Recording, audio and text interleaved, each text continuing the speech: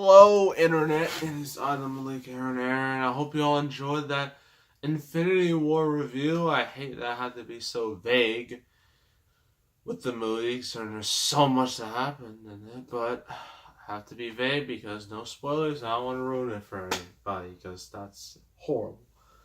So it is review time, the real review today.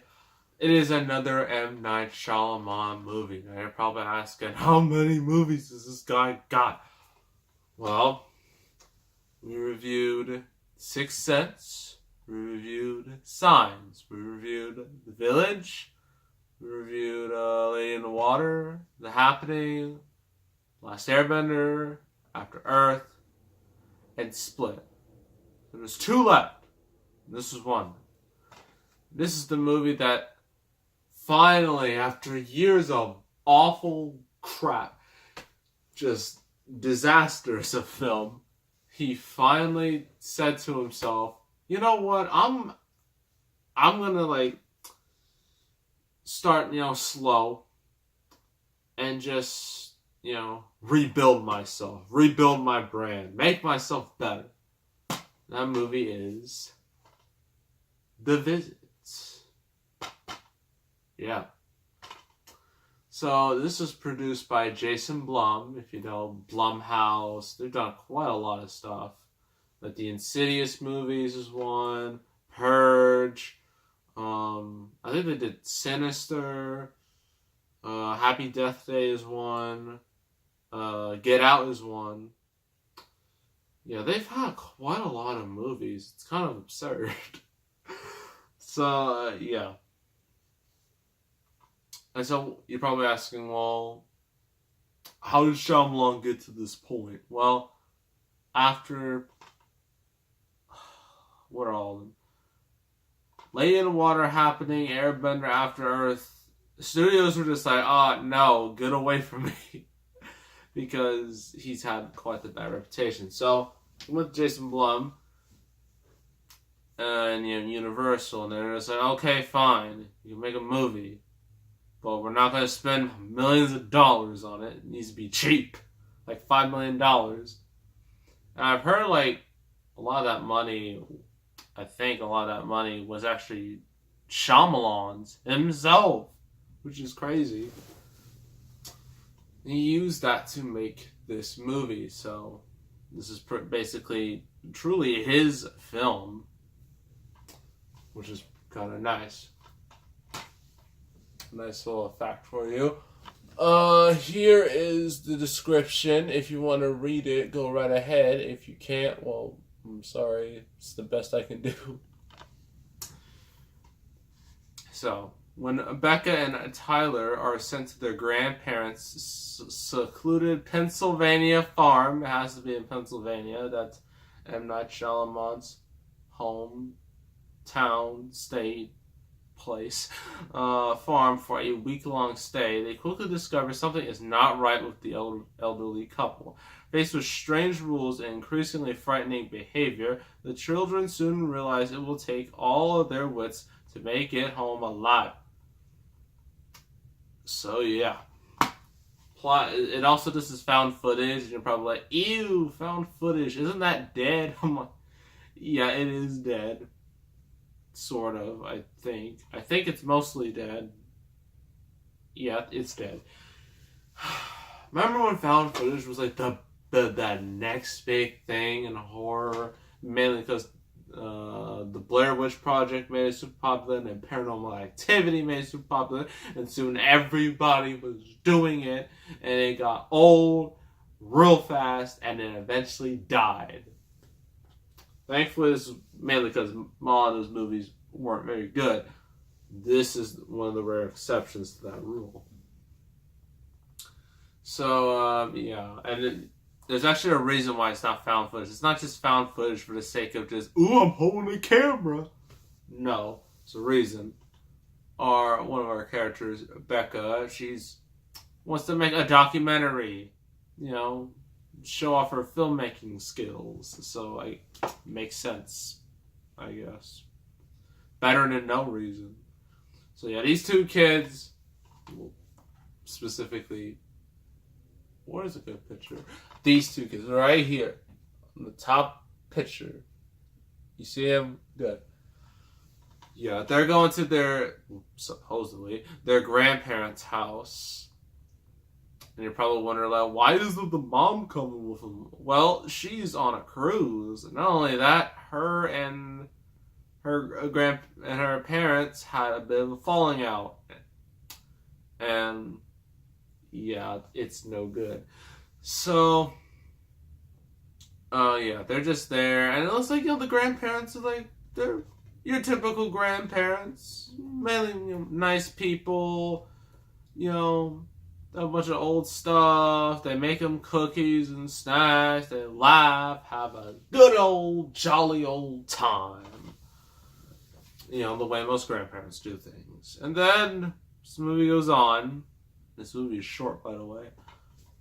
Start to realize there's something not quite right about these people. I mean, the grandpa, he screams at, a random person. You find out that he wears diapers because he craps in them. Yeah, that's just a great thing to say. And then, the grandmother starts doing weird things, one of the weird things she does, when the children are sleeping, one of the rules in this movie is don't leave bed don't leave their room. The children can't leave their room at 9:30. After 9:30, they can't leave their room. They try to do so. They see some horrible stuff. Mainly Granny over here. She's does some particularly nasty stuff that you want to scrub your eyes with bleach. And yeah, so the kids are just they try to Skype their mom, web chat, and just Mom, get us out of here. The mom first doesn't believe them, but then they try other ways, but then the grandparents are trying to sabotage them. But as the movie finally progresses towards the end, you realize spoiler alert, those were not the grandparents. The real grandparents were killed by these old people. By these creeps. And apparently, the two that, killed the real grandparents, there might be, mentally ill, from a mental hospital, I think. Yeah, I think. And one of the things, about, one of the kids, Tyler, he's a bit of a germaphobe. He doesn't like them germs. So, near the end, the grandpa, he's just oh, you don't like germs, You all will find this incredibly disgusting, so if you don't want to hear it, please mute this video. Or just stop watching. Or just wait till I stop talking about it. I'll tell you when it's over. And this is where it starts. So, Grandpa takes off his dirty diaper that's full of crap, by the way, obviously. And decides to shove it in the kid's face. I remember seeing this in the theater. Everyone in the theater was disgusted. They were grossed out. As you would expect by this. I mean, yeet. That is just pure nasty. And that could lead to disease. That's... So yeah, that's the end of the disgustingness. So yeah. Our two main protagonists, first of the fake grandparents, they're trying to play a game, thinking everything's all fine and dandy when it's clearly not. but eventually, the kids, they do, escape. They do actually kill the fake grandparents out of self-defense. Then their mom comes, and then, the cops come, and then they're all safe. Everyone's okay. Although they're all probably traumatized. And in the end of the movie, you realize, why the mother, didn't, see, her parents, or the kids' grandparents. Again, was because it was an incident where she hit her mom, the kid's mom. She hit her mom, so her dad hit her, and then had a falling out, and then that's why. It's a really weak reason when you really think about it, but whatever. That's The Visit. Pros and cons. Pros. The acting from the young actors. You know how I always say child acting can either be good or it can be awful. Airbender. This time it is good. Shyamalan does not pull an airbender. And, they actually get not realistic, but believable enough performances. And you're just like, you kids need to get out of here. ASAP. The fake grandparents, they do a really good job, being... At first they're all the nice, normal people, and then they become total creeps, and then they start to become just... Ugh. I think they did a really good job, at portraying those characters. Some of the scenes are a little, you just really, you're gonna believe her? Especially the grandmother, she's going to Becca, she's just would you mind going inside the oven to clean it? And I'm just who goes inside an oven to clean it? Who does that? Not me. Who would do that?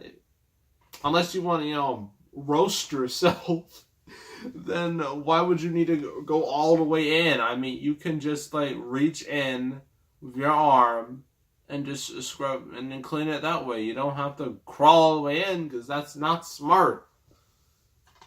Whatever. I think that may have been a con. My bad. A lot of the suspense is, it's not super forced. It actually builds some a little bit of tension. It's not quite as good as other movies, but it's not as bad as other movies when it comes to tension. Cons. I already said some of the writing can be a little bit stupid. Shyamalan hasn't fully recovered from bad writing yet. Hopefully, he stops it with what's his next movie? Glass, sequel to Split, and Unbreakable, a combination sequel. Yeah, and the motivation for why the mom left her parents is just like really weak. I already said that. Overall, this is a nice. It's not a complete slam dunk, but it's not a complete home run for Shyamalan. But it's a nice little, I guess you could say, a nice little base hit for him. A nice little step towards a comeback. And that step will only continue with Split. And hopefully it continues even more with Glass. At least I hope. So I'm going to give this 7 out of 10. If you like, or if you hate Shyamalan, you should watch this movie because it's not quite as bad as the other movies. It's definitely an improvement. It's probably his best movie since Signs or The Village. Mainly Signs. So yeah. That is The Visit. Pretty good overall. Next review. It's a Quentin Tarantino movie. Now, I've already done... Wait, I have to check. No, wait, no. Make sure. Is it? Yes, it is. I already done the Kill Bill movies. Volume 1 and 2. If you want to go check those out, go right ahead. But this is like, by the time, as I'm making this video, his most successful movie ever. And that is, Django Unchained.